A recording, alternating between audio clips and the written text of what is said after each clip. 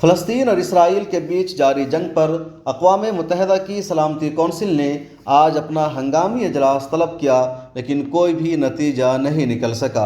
International media houses کی report کے مطابق فلسطین اور اسرائیل کے درمیان جنگ کے بیچ اقوام متحدہ کی سلامتی کونسل نے بند کمرہ کا ہنگامی اجلاس طلب کیا، لیکن نہ تو اس میں کوئی باضابطہ قرارداد پیش ہو سکی، نہ کوئی ریزولوشن پاس ہوا اور نہ ہی مشترکہ اعلامیہ جاری ہو سکا۔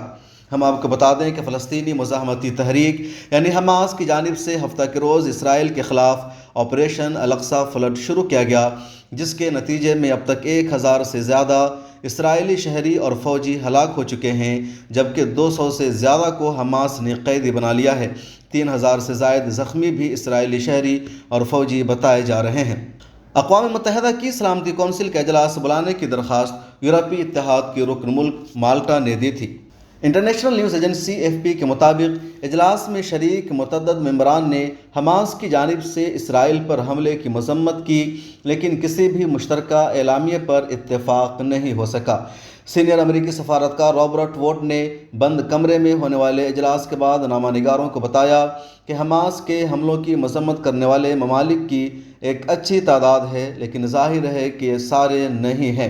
ووٹ نے روس کی طرف واضح اشارہ کرتے ہوئے کہا کہ آپ شاید میرے کچھ کہے بغیر ان میں سے ایک کا پتہ لگا سکتے ہیں۔ سفارتکاروں نے کہا کہ سلامتی کونسل نے کسی بھی مشترکہ بیان پر غور نہیں کیا، ایک لازمی قرارداد تو دور کی بات ہے۔ روس کی سربراہی میں ارکان حماس کی مذمت کرنے کے بجائے اس معاملے پر وسیع تر توجہ دینے کی امید رکھتے ہیں۔ اقوام متحدہ میں روس کے سفیر ویسلی نیبینیا نے کہا، میرا پیغام فوری طور پر جنگ بندی کرنے اور بامانہ مذاکرات کی طرف جانے کا تھا، جس کے بارے میں سلامتی کونسل نے کئی دہائیوں سے کہہ رکھا ہے۔ انہوں نے کہا یہ جزوی طور پر حل طلب مسائل کا نتیجہ ہے۔ چین، جو عام طور پر سلامتی کونسل میں روس کا اتحادی ہے، اس نے کہا کہ وہ ایک مشترکہ بیان کی حمایت کرے گا۔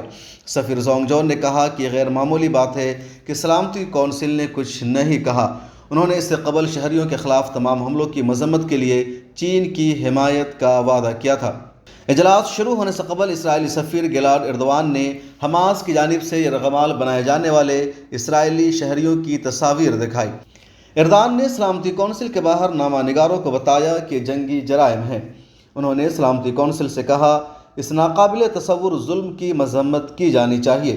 اسرائیل کو اپنے دفاع کے لیے ثابت قدمی سے مدد دی جانی چاہیے۔ فلسطینی سفیر، جو فلسطینی اتھارٹی کی نمائندگی کرتے ہیں اور حریف حماس کی نمائندگی نہیں کرتے، انہوں نے بھی سلامتی کونسل پر زور دیا کہ وہ اسرائیلی قبضے کے خاتمے پر توجہ مرکوز کرے۔ فلسطینی سفیر ریاض منصور نے کہا، افسوس کی بات ہے کہ کچھ میڈیا اور سیاستدانوں کی تاریخ اس وقت شروع ہوتی ہے جب اسرائیلی مارے جاتے ہیں۔ یہ وقت اسرائیل کے خوفناک انتخاب کی حمایت کرنے کا نہیں، یہ وقت اسرائیل کو یہ بتانے کا ہے کہ اسے اپنا راستہ تبدیل کرنا چاہیے۔ امن کا ایک راستہ ہے جہاں نہ تو فلسطینی مارے جائیں اور نہ ہی اسرائیلی۔ فلسطینی اتھارٹی اور اسرائیل بند کمرے میں ہونے والے اجلاس کا حصہ نہیں تھے، کیونکہ وہ اس وقت سلامتی کونسل کے رکن نہیں ہیں۔ بیورو رپورٹ، ملت ٹائمز۔ ملت ٹائمز کو آپ کی ضرورت ہے، ہماری آپ مالی مدد کریں۔